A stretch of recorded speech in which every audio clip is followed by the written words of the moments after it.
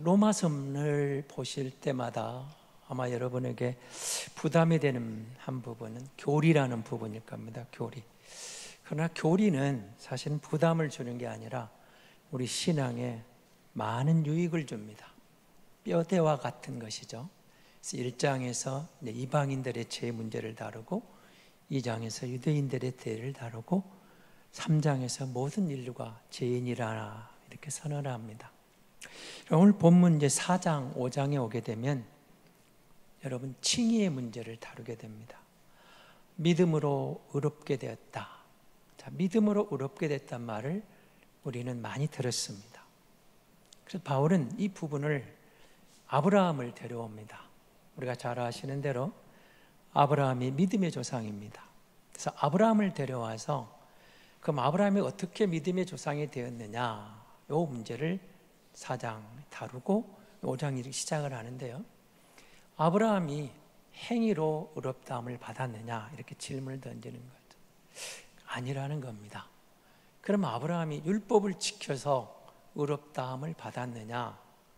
그것도 아니라는 겁니다. 사실 아브라함 시대에 율법이 있지도 않았거든요.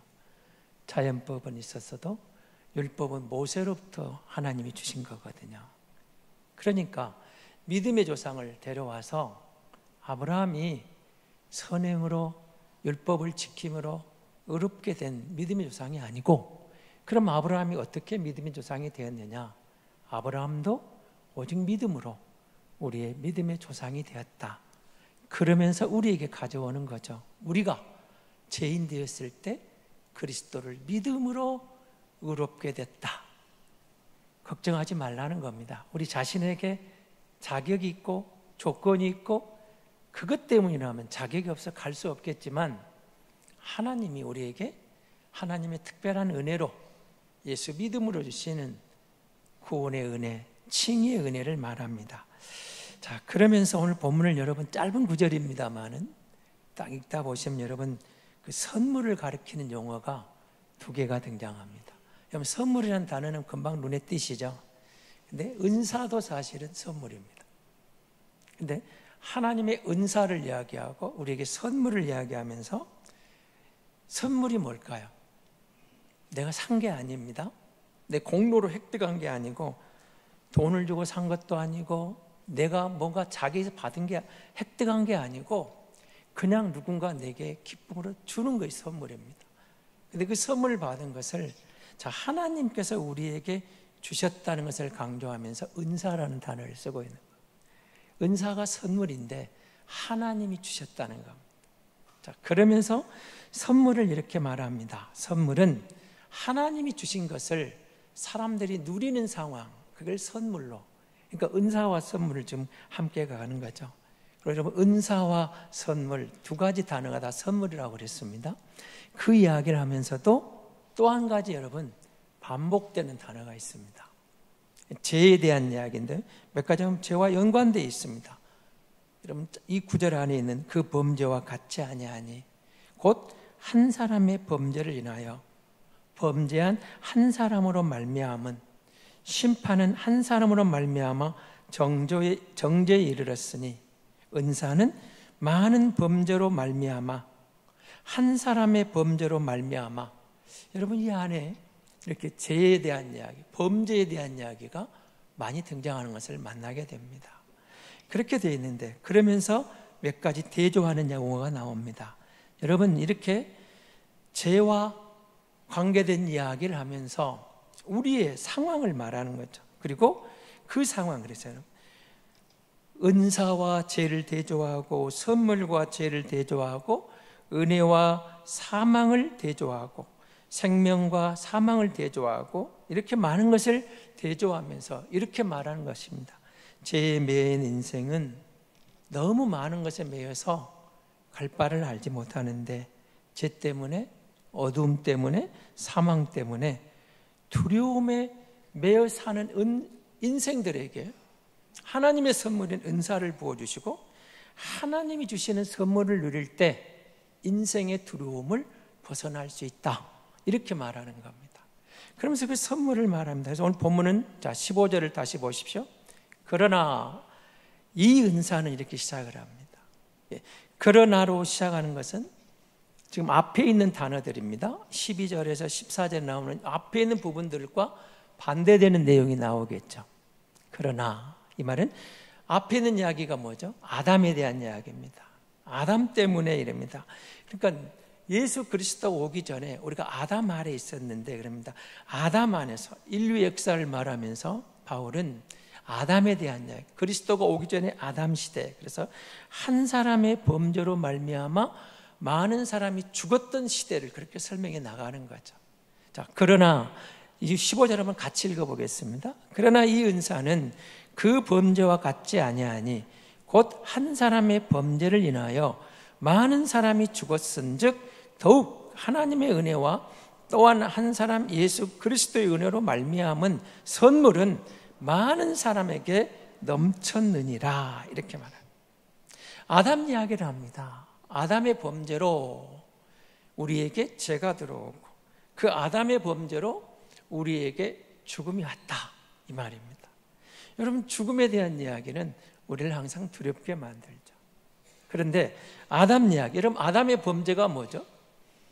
창세기 3장을 가지고 여러분 창세기를 통해서 아담이 지은 범죄 때문에 우리가 죄인이 되었다, 우리가 사망의 권세를 이르게 되었다, 이런 이야기를 많이 설교를 드렸습니다. 근데 사실 처음 예수 믿으면서 이 부분이 많이 좀 거부 반응이 있었던 부분이기도 합니다. 왜 아담의 범죄가 나와 무슨 상관이 있는가, 이런 생각이 사실 들지 않을까요? 아담과 나와 무슨 상관이 있는가? 그런데 성경 계속해서 아담을 하나님이 인류의 대표로 세웠는데 첫사람 아담 이야기를 합니다. 그가 와서 하나님 앞에서 받은 게 있었어요. 하나님께 받은 것, 그 말씀을 따라갔으면 좋겠는데 그걸 불순종함으로, 그가 대표해서 죄를 지음으로 그의 모든 후손들이 죄의 후손이 되었다, 이렇게 설명을 하는 거죠. 소위 말하는 온죄에 대한 이야기를 거기서 말합니다. 그래서 개가 강아지를 낳듯이 죄인은 죄인을 낳을 수밖에 없다. 모든 사람이 아담이 온죄 아래 있고 그 결과로 우리에게 죽음이 왔다는 설명을 계속 이어가게 되는 것입니다. 아담의 범죄, 여러분 어떻게 생각합니까? 하나님의 말씀을 듣지 않습니다. 선악을 알게 하는 나무를 먹지 말라는 말씀을 마음에 새겨뜨고 순종했으면 좋았을 텐데 새기지 못하고 불순종합니다. 그리고 하나님의 말씀을 따르고 그 말씀을 마음에 새겨서 순종하는 그 길을 걸어갔더라면 정말로 그는 우리에게 얼마나 좋은 길을 열어놓았겠습니까? 그러지 못했습니다. 세상의 소리가 들립니다. 하나님의 소리에서 유혹하는 뱀을 통하여 사탄의 소리를 듣고 그는 선악과를 먹게 되었던 거죠. 세상의 소리로 자기의 호기심을 채워버린 겁니다. 배고픔을 채워버린 겁니다. 내 욕심의 배를 채워버린 겁니다. 자, 그 결과를 성경은 그렇게 담담하게 담아내는 겁니다. 하나님이 아담의 죄로 말미암아 그가 받은 죄를 뭐라고 말하죠? 벌을 너는 흙에서 왔으니 흙으로 돌아가라, 이렇게 말하는 거예요. 그러니까 넌 죽어서 흙으로 다시 원래 흙에서 왔으니까 흙으로 돌아가라, 이렇게 말합니다. 그럼 하나님이 아담을 지어놓고 첫 번째 하신 말씀이 뭐였어요? 생육하고 번성하고 땅에 충만하라.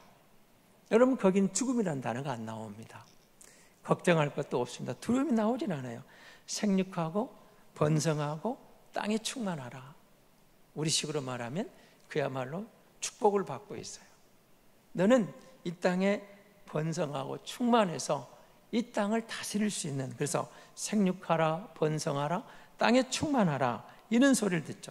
적극적입니다. 긍정적입니다. 소망의 메시지를 들었습니다. 그러나 그가 범죄했을 때 아담과 하와가 선악과를 따먹은 뒤의 이야기는 뭐죠? 뒤에 아담과 하와가 선악과를 먹은 다음에 한 일이 뭡니까?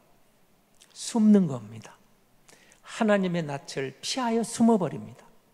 여러분, 오늘 우리 시대도 똑같지 않을까요? 죄를 지으면 하나님 앞에 양심의 가책을 누리게 됩니다.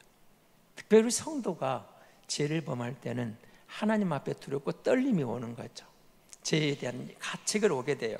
그런데 그래서 숨어버린 아담, 그를 찾으신 하나님이 너는 흙이니 흙으로 돌아가라고 선언하시게 되는 겁니다. 이제는 네가 생육하고 번성하고 땅에 충만해야 될 그런 특별한 존재에서 흙이니 흙으로 돌아가라고 단죄해버린 겁니다. 죄에 대해서. 그래서 오늘 12절을 한번 보십시오. 5장 12절입니다. 그러므로 한 사람으로 말미암아 죄가 세상에 들어오고 죄로 말미암아 사망이 들어왔느니 이와 같이 모든 사람이 죄를 지었으므로 사망이 모든 사람에게 이르렀느니라. 한 사람으로 말미암아 죄가 들어오고 그 죄로 말미암아 죽음이 왔다는 말을 다시 풀어내고 있는 겁니다. 창세기에서만 했던 그 말씀을 바울은 우리에게 이 이야기, 죄의 근본에 대해서 죄가 왔다. 아담이 범죄하고 우리에게 죄가 왔고 그 범죄로 말미암아 죽음이 왔고 우리는 죄의 권세 아래서 죽음을 향해 나아가는 존재라고 말하고 있는 것입니다. 다시 말하면 아담의 후손으로만 살아간다면 결국 죄의 노예로 죽음을 향해 갈 수밖에 없는 그런 존재라고 말하는 것입니다. 그런데 아담 때문에 죄가 오고 죽음이 왔지만 하나님은 우리에게 예수 그리스도를 통해서 큰 선물을 주셨다는 거죠. 그래서 오늘 본문은 사실은 죽음에 대한 이야기 같지만 죽음에 대한 이야기가 아닙니다. 생명에 대한 이야기를 하고 싶은 것이죠. 여러분, 로마서 5장 15절에서 17절의 이 말씀 속에서 하나님의 은혜는 예수 그리스도로 말미암아 많은 선물로 왔다. 우리가 15절을 읽어볼 때 그렇게 말했죠. 하나님의 은혜가, 한 사람 예수 그리스도로 말미암은 은혜가 우리에게 넘쳤다는 이야기를 합니다. 아담 때문에 죽음이 왔는데, 그래서 모든 사람이 죄 아래서 죽음으로 끝나는 게 인생인데 하나님 우리에게 큰 선물을 주셨다는 겁니다. 예수 그리스도 안에 있는 하나님의 은혜로, 예수 그리스도의 은혜로 우리에게 생명이 왔다. 이렇게 지금 설명해 가고 있는 겁니다. 아담이 일어난 죄로 말미암은 그 죽음의 유산이 왔다면 그리스도로 말미암은 은혜의 선물로 우리에게는 생명이 넘쳐났다. 그 말입니다. 이 예수 그리스도가 우리에게 선물이라는 거죠. 16절을 한번 보겠습니다. 같이 보겠습니다. 또 이 선물은 범죄한 한 사람으로 말미암은 것과 같지 아니하니 심판은 한 사람으로 말미암아 정죄에 이르렀으나 은사는 많은 범죄로 말미암아 의롭다 하심에 이름이니라. 은사는 많은 범죄로 말미암아 의롭다 하심에 이르렀다. 이게 선물이라는 겁니다. 의롭다고 여겨주시는 선물입니다. 의롭다는 말은 사실은 법정 용어죠. 그래서 우리를 가리켜, 우리가 아직 죄인 되어 있을 때 우리를 바르다, 의롭다, 옳다라고 선언해 주시는 겁니다. 다른 말로 하면 내가 구원받았다는 겁니다. 우리가 예수 믿고 나서 구원받았다는 말이 이런 의미죠. 하나님이 그리스도 안에서 그리스도의 의의를 우리에게 전가시켜서 너를 의롭다고 받아주셨다는 겁니다. 여러분, 죄인이 법정에 가서 판사가 무죄를 선포하면 그냥 죄인이 아니라 이제 죄 없는 일반인으로 세상에 나오는 겁니다. 하나님께서 우리에게 그리스도 안에서 의롭다라고 선언해 여겨주시는 것, 이것이죠. 이 부분을 그렇게 지금 설명하고 있는 것입니다. 이제 우리는 더 이상 아담의 권세 아래 있는 게 아니고 그리스도 예수 안에서 새로운 신분의 변화가 일어났다고 말하는 겁니다.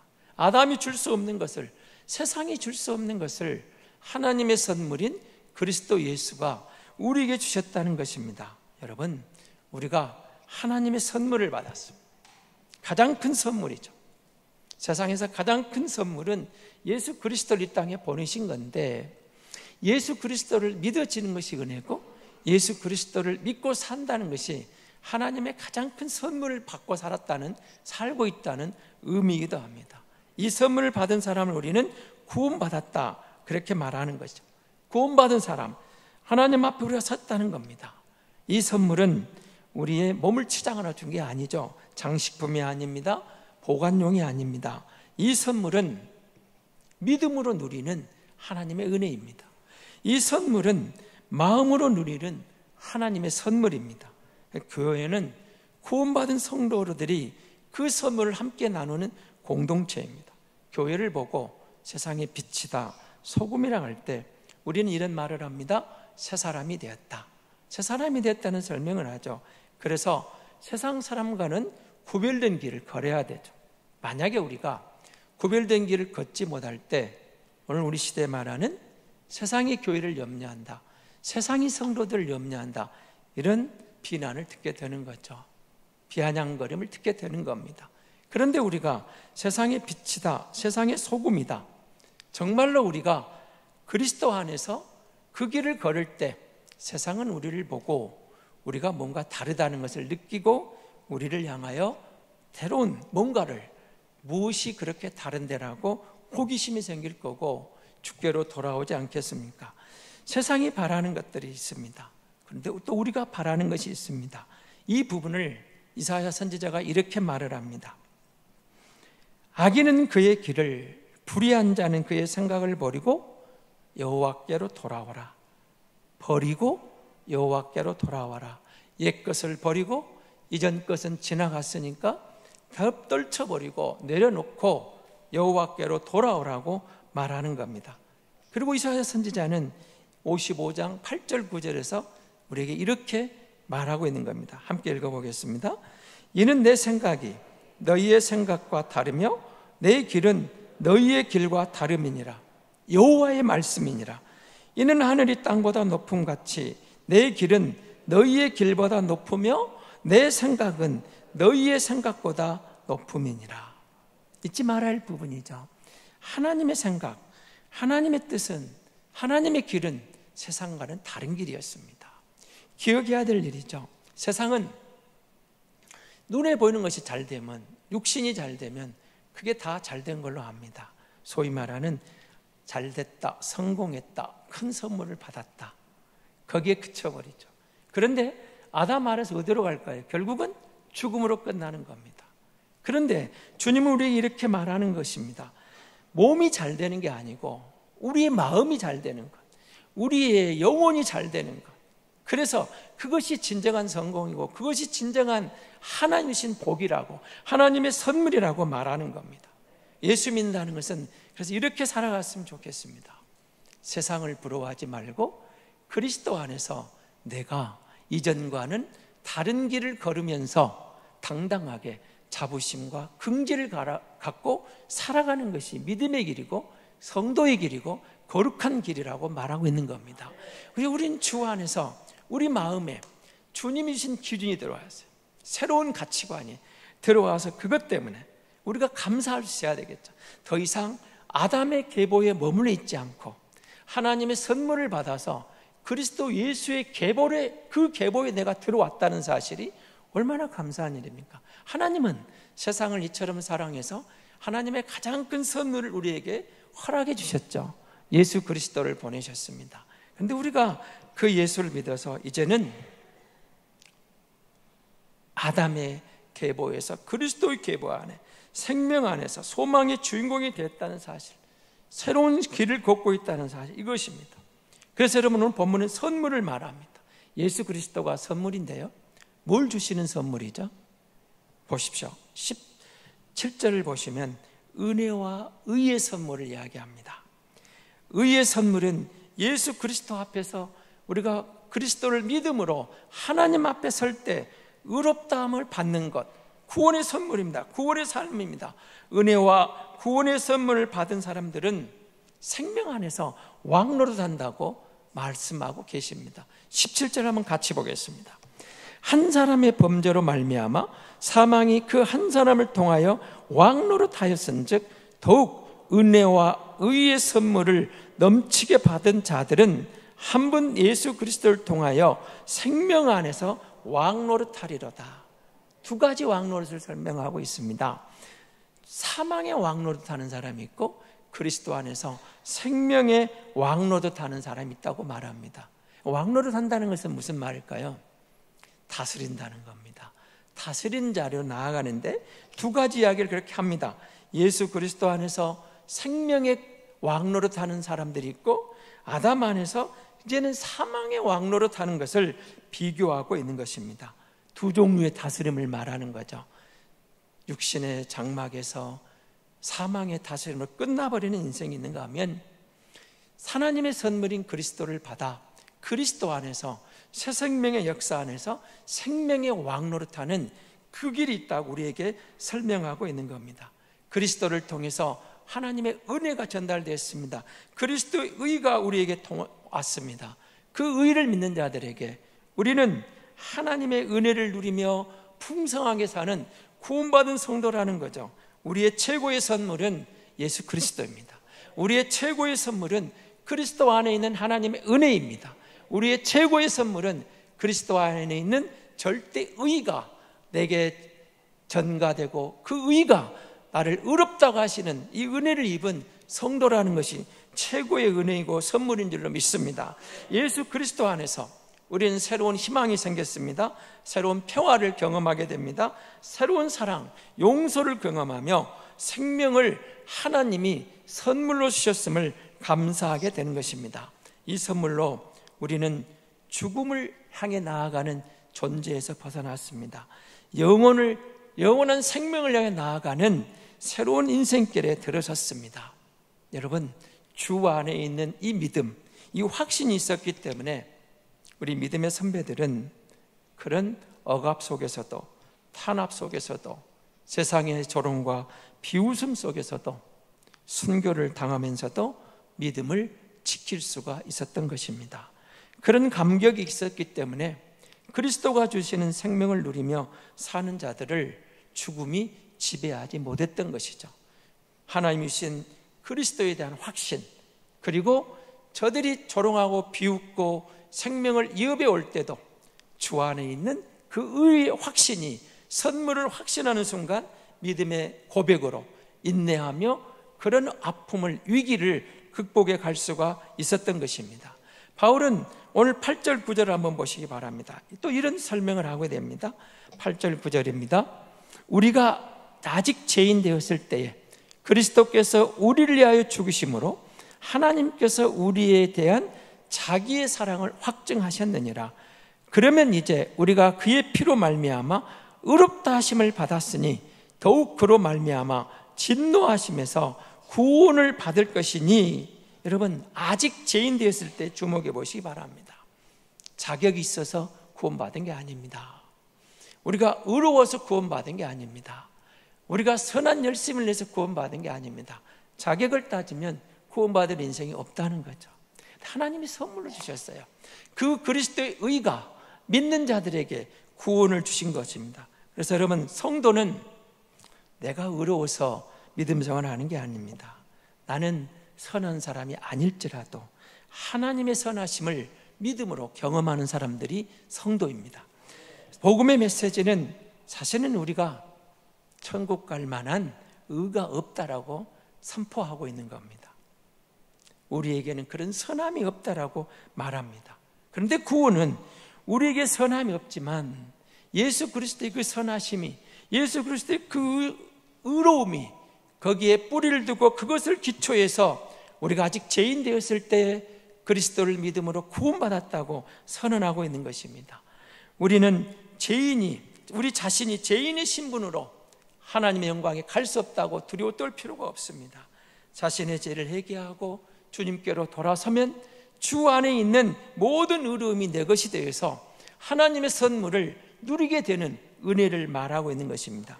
여호와의 선하심은 자기를 찾는 모든 사람에 베풀어 주시는 하나님의 은혜요, 하나님의 선물입니다. 그리고 우리 삶을 누리게 되는 것이죠. 하나님의 선하심은 구원의 은총을 충분하게 경험하고 깨달을 수 있도록 말씀으로, 성령으로 우리에게 다가오시게 되는 겁니다. 그래서 여러분, 믿음으로 산다는 것은 이런 고백이 나오는 거죠. 세월이 가면 갈수록, 지나가면 지나갈수록 예수뿐입니다 라는 고백을 합니다. 바울이 유명한 고백을 하죠. 나의 나 된 것은 오직 예수뿐입니다. 그건 그냥 한 말이 아닙니다. 자신의 인생을 결론을 내리면서 하나님의 은혜로 살았고 예수밖에 없습니다. 전적인 하나님의 은혜였습니다. 하나님의 선물을 받아 내가 그를 따르고 그를 믿고 그를 의지하고 여기까지 온 것이 예수밖에 없었습니다. 예수님뿐입니다. 이런 고백을 했던 것이죠. 그런 확신이 우리에게 오는 겁니다. 아, 하나님의 은혜였습니다. 살아온 것이 하나님의 은혜였습니다. 살 날이 하나님의 은혜입니다. 살아갈 날이 하나님의 은혜입니다. 예수밖에 없습니다. 하나님의 최고의 선물, 예수 그리스도께서 우리에게 의롭다고 우리에게 은혜를 베풀어 주셨습니다. 우리는 믿음으로 하나님 주신 이 모든 은총을 누리며 주 안에 있는 그 선물을 누릴 때 믿음으로 이 땅의 삶을 승리하며 하나님께 영광을 돌리며 믿음으로 우리에게 주신 모든 은총을 누리며 감사하게 될 줄로 믿습니다.